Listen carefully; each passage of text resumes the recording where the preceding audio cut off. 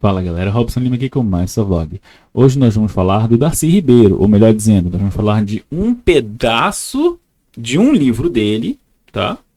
Porque a Universidade Federal do Paraná costuma pedir esse trecho para o seu vestibular. Eles já fizeram isso ano passado, 24 ou 25, agora 25 fizeram também. Talvez façam agora no ano de 26, que eu estou gravando esse vídeo. Então, pelo sim, pelo não, já quero deixar gravado aqui para vocês. Se isso parece legal, oi, tudo bem? Aqui é o Sociovlog, eu falo de sociologia de uma linguagem simples e acessível. Também faço gabarito de prova e comentário de notícias relevantes quando é relevante, né? Quando eu tenho algo bem para dizer, né? Porque afinal de contas aqui não é um canal de react, aqui não é um canal de notícia. Aqui é um canal de educação, sociologia, prática para sua vida. Se isso parece bacana, fica por aí, que depois da vinheta a gente vai falar do Darcy Ribeiro.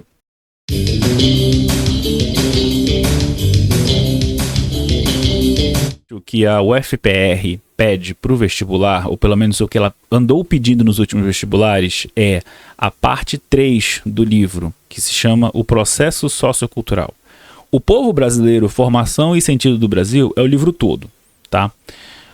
O trecho que a gente vai ler aqui é das páginas 167 até 265.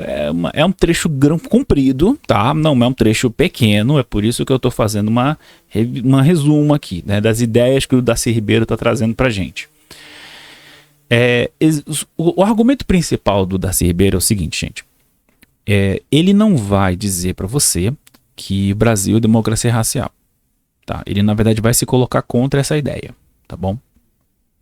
Ou seja, não coloque ele junto com o Roberto Freire. Apesar de, se você for lá ler, é um livro de 96. Então vai ter alguma terminologia meio datada ali. Por exemplo, ele chama indígenas de índios, às vezes ele fala os pretos isso, os mulatos aquilo. Então pode soar um pouco estranho. Na maioria das vezes ele está fazendo isso por costume de ciência da época, tá?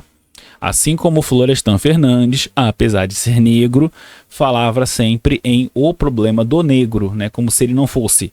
Mas ele era, ele sabia que ele era, ele incorporava isso na ciência dele, na prática política dele, mas pelo costume da fala, né? Do que se diz ali no meio científico, fica parecendo que é meio, sabe, desinteressado quando não é. Qual é a grande historinha daqui desse trecho, o processo sociocultural? Darcy Ribeiro está discutindo com a gente o que levou o Brasil a ser Brasil, né? Porque assim, o Brasil ele começa com esse empreendimento colonial português, né? Desse império português assim, né? Tava se expandindo para tudo quanto é lugar. Eles chegaram aqui e por questões várias, a colonização brasileira foi diferente da colonização na América Espanhola, foi diferente da colonização da América do Norte, diferente da colonização do Sudeste Asiático, e assim vai. Pro Darcy Ribeiro, a gente pode falar em dois planos principais dessa aventura colonial, tá? O plano social, que é onde você vai ter os 3 grandes tipos de conflito que tinha no Brasil, até a altura da independência, tá? Até a altura da independência. A gente pode falar nisso. A gente pode falar do conflito interétnico, né? Entre etnias. E ele coloca a revolta dos cabanos como esse grande exemplo. Um conflito interracial, como Palmares, né? Palmares especificamente era um conflito social onde a questão da raça estava muito acentuada, certo? E lembrando, sociologia e ciências correlatas, né, daqui ciências humanas e sociais, né? A gente fala raça não porque o ser humano tenha raças, como tipo o cachorro, o gato, porque não tem, a gente sabe que não tem, mas a gente usa raça no sentido de apontar para a ideia que as pessoas tinham e têm de raça e quais são as consequências dessa ideia nos dias de hoje. Tá? Por isso que a gente fala em raça, porque eu vi algumas pessoas comentando aqui meio, mas brasileiro não tem raça. Eu sei que não tem, realmente, mas assim, quando a gente fala em raça, isso e aquilo, nessa questão de ciência social, sociologia, antropologia, a gente quer dizer isso, tá? A gente quer dizer as percepções que as pessoas têm a respeito disso aí e o que elas fazem com essas percepções, tá? Então nós temos o conflito interétnico, representado na revolta dos cabanos. o conflito interracial, os Palmares, e o conflito de classe, que é em Canudos. Pro Darcy Ribeiro, Canudos era muito mais uma questão de classe mesmo, como a gente entende classe social, sabe? Tipo, pobres e ricos e tal. Não era necessariamente uma questão de os negros para um lado, os não negros para o outro, e os mulatos no meio que se virem, que é o que geralmente acabava acontecendo, né? Pelo menos nessa historiografia popular, né? A gente tem essa impressão. No plano econômico, a gente tem 4 formas que o Brasil teve 4 formas de empresa. Empresa no sentido de empreendimento, tá? A empresa escravista, o clássico, escravizei um monte de gente, botei eles em navio, joguei pra cá e se morrerem dane-se, portanto que eles plantem as coisas pra mim, porque essa escravidão sistemática, intercontinental, etc, é isso, é diferente de todas as outras escravidões que nós tivemos ao redor da história, tá? Então, aquele argumento meio tosco de, mas sempre teve escravidão. Não. A escravidão intercontinental que nós tivemos aqui no Brasil, nas Américas de um modo geral, né, e em outros lugares do mundo também, via britânicos, é fundamentalmente diferente da escravidão de guerra de outros momentos do passado. É tudo ruim, mas o argumento é outro, tá? A questão é outra. A empresa escravista era a primeira ordem. A segunda ordem seriam as empresas comunitárias jesuíticas. E o Darcy Ribeiro ele vai fazer o grande ponto ali de que é por isso um dos motivos que a geografia humana e econômica de regiões como o hoje norte do Pará, né? Aquela parte do oeste do Pará, do nordeste do Pará e tal, e a região do Amazonas em si, né? E algumas regiões do Cerrado. Um dos motivos que tem essa configuração específica dessas regiões em termos de geografia humana e econômica é porque a empresa que se instalou lá eram esses grandes proto-filantérios, essas meio que comunas, aspas, muitas aspas nessas comunas, esses lugares que os padres jesuítas iam e escravizavam os indígenas, né? Obviamente os padres não iam sozinhos, né? Eles iam, né, com a força das armas e tudo mais. E a ideia era o seguinte, olha, vocês vão ficar aqui, vocês vão plantar, vocês vão viver aqui com a gente, enquanto vocês viverem com a gente tá tudo bem, né? Porque obviamente a ideia de que, olha, tem esses portugueses, essa galera que chegou aí do mar e eles são meio malucos, eles estão escravizando todo mundo. Óbvio que esse tipo de entendimento já existia entre os povos que já estavam aqui, os indígenas que já estavam aqui, obviamente. Nós sabemos que, por exemplo, existia uma espécie de estrada transcontinental que dava de São Paulo até os Andes, a gente tem registros disso, né? A gente não sabe exatamente ainda onde ela estava e tal, mas a arqueologia brasileira e a arqueologia do Cone Sul, de modo geral, está trabalhando com isso. Me escapa agora o nome da estrada, vocês me falem aí, mas eu tenho certeza que isso existe. E essa empresa comunitária jesuítica, ela se diferencia da empresa escravista porque os indígenas nem sempre eram escravizados, às vezes sim, mas assim, não. E também eles tinham acesso a questões de subsistência e troca de tecnologias, etc. É um pouco diferente. Essa empresa jesuítica ela vai entrar em declínio quando o Marquês de Pombal expulsa os jesuítas do Brasil, obviamente. E ela nunca foi muito predominante, não. Tá? Tinha uma microempresa de produção de gênero de subsistência e criação de gado. Tá? Então, um dos motivos que regiões aqui do sul, por exemplo, são muito conhecidas por criação de gado, era porque para cá, para baixo, existia esses microempreendimentos de produtores locais, boiadeiros, que andavam pelas estepes para poder cuidar desse gado, e esse gado eventualmente viraria comida, viraria roupas, virariam, né, produtos manufaturados em geral de origem animal, né, como tem que ter mesmo. Isso não é exclusividade do sul, tá? Também teve isso em São Paulo, também teve isso no Rio, teve isso na Bahia. Mas é só um tipo de empreendimento econômico do Brasil colonial. O quarto tipo seria o núcleo portuário de banqueiros, comerciantes, armadores, as pessoas que estavam mais diretamente envolvidas com o comércio com a metrópole, né, com Portugal. A galera que morava nos grandes centros, né, a galera que mora nas regiões nobres das cidades e tudo, ou então tem contato com esse pessoal, porque é dono de um pier, é dono, né, o armador no caso aqui do texto era isso, tá, era a pessoa que era o dono do lugar, não era a pessoa que estava lá levantando as caixas, tá. Essa galera que lidava com a importação e exportação de bens tinham poder, óbvio, como eles têm esse poder econômico, eles também tinham poder social, né?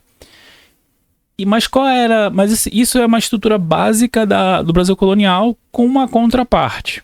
Qual era a contraparte? Para poder mover tudo isso de coisas, você precisa de burocracia. Você precisa de gente que sabe ler, escrever, fazer conta e que tem como lidar com a metrópole nos termos da metrópole, né?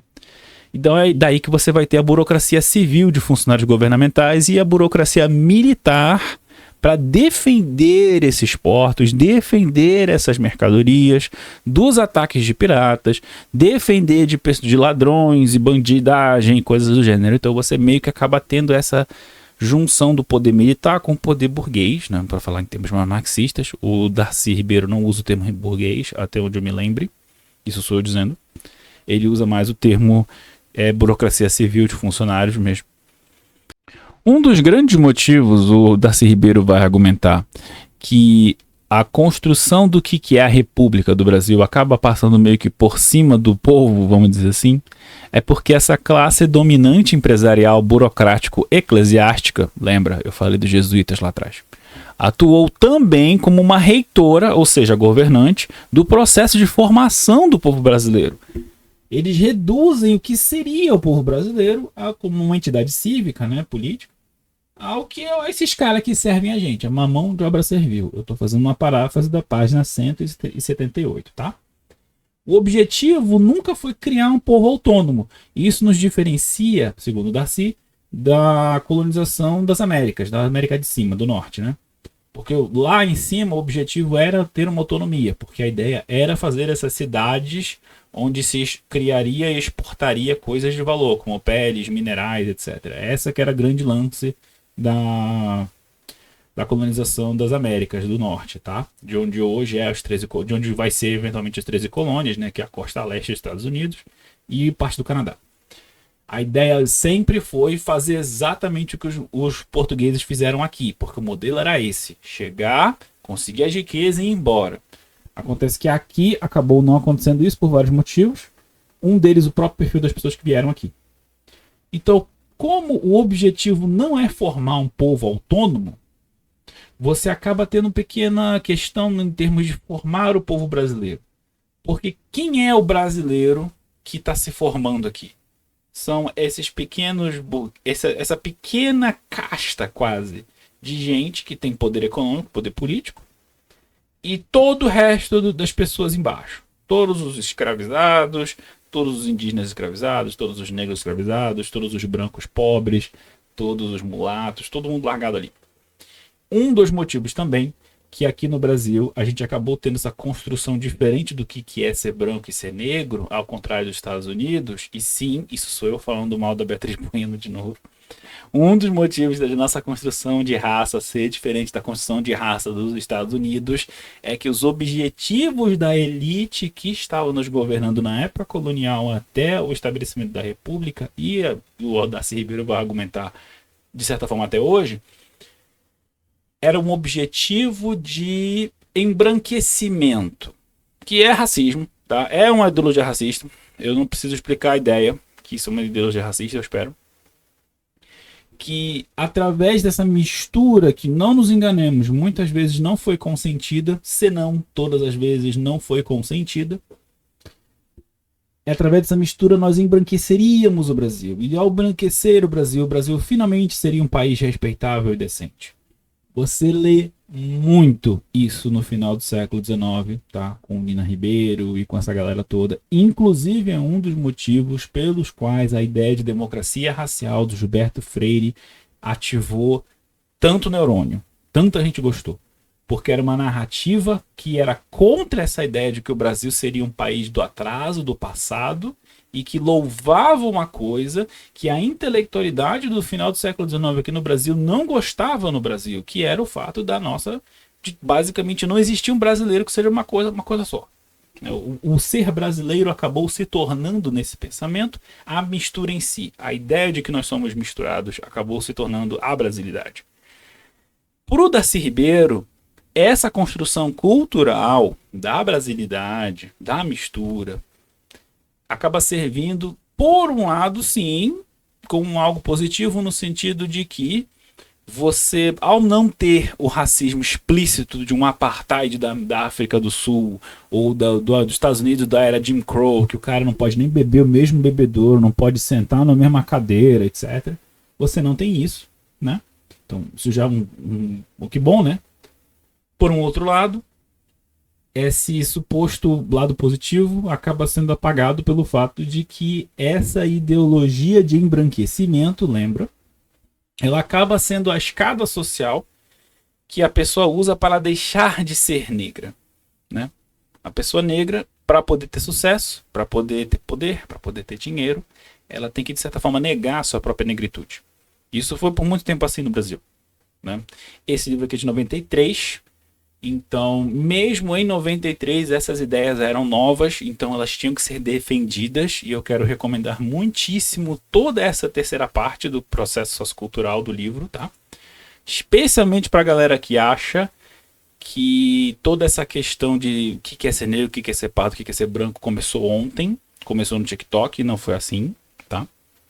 O que a gente pode resumir a ideia do livro?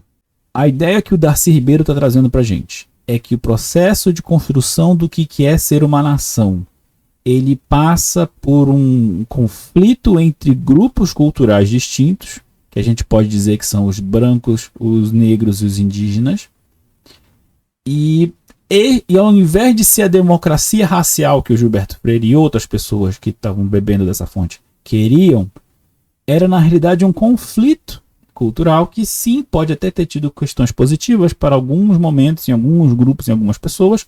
Por exemplo, o racismo à brasileira ser de marca, né, para usar uma expressão que não é do Darcy, mas é conhecido muito, que é aquela questão de você é negro no Brasil dependendo de quão retinta a sua pele é. Isso também tem um lado de que a ascensão social do mulato é mais possível por aqui do que seria em outros sistemas civilizatórios semelhantes ao nosso, né? Por exemplo, Estados Unidos.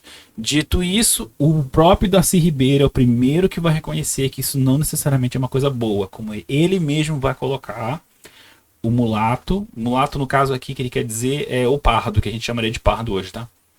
O mulato, ele só consegue ser branco negando o ser negro que ele é, né? Ou seja, a pessoa negra, quando ela alcança um status social maior, ela tem que abandonar a sua negritude de uma certa forma, ou pelo menos adotar uma postura mais ambivalente em relação à sua negritude. Você consegue perceber bastante isso quando você vê as posturas de um Pelé da vida, por exemplo, com as posturas de pessoas negras famosas, mas recentemente famosas, né? Por exemplo, sei lá, uma Thaís Araújo da vida, um Lázaro Ramos, né? Que eles têm uma postura muito mais... Olha, eu sou negra, acabou. Você que me engula. Do que teriam pessoas em outros tempos. Acho que também tem uma questão geracional aí, que talvez seja interessante a gente analisar num outro momento. Mas o Darcy Ribeiro não entra nisso, tá? Em termos de Darcy Ribeiro, esse trecho inteiro, que eu recomendo realmente que você leia, independente de você ser vestibulando ou não, trate isso como uma leitura de fim de semana, uma coisa de longo prazo. Ele vai contar toda a historinha do Brasil, desde a colônia até hoje. É bem interessante. E toda a argumentação dele se dá para dizer que o nosso processo colonizador foi falho e tinha falhas estruturais, e falhas estruturais que eram propositais. Era do interesse dos colonizadores nos manter do jeito que nós estamos. Se nós queremos que o Brasil vá para frente, seja lá que frente foi essa, a gente precisa encarar o nosso passado e fazer as pazes com ele e largar ele no passado. Essa que é a grande questão do Darcy Ribeiro, tá? A vida inteira do Darcy Ribeiro política foi isso. Bom, galera, espero que vocês tenham gostado. É um resumo, super resumo mesmo. Eu posso falar mais em outros momentos desse livro, tá? Se vocês quiserem, me façam saber aí na descrição se tá tudo bem. Mas no mais é isso. Eu agradeço muito tempo. Eu espero que isso ajude vocês a lerem o trecho que eu falei aqui melhor, para deixar mais claro. Eu estou falando da parte 3 do livro O Povo Brasileiro, do Darcy Ribeiro. A parte 3 se chama O Processo Sociocultural. Eu estava aqui usando a edição de 96, tá?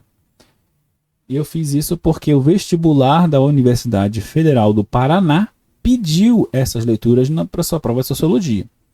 Caso isso seja também do interesse de você, eu continue a falar mais dessas coisas, me faz saber nos comentários, tá? No mais é isso, gente. Muito obrigado. Robson Lima, desligando.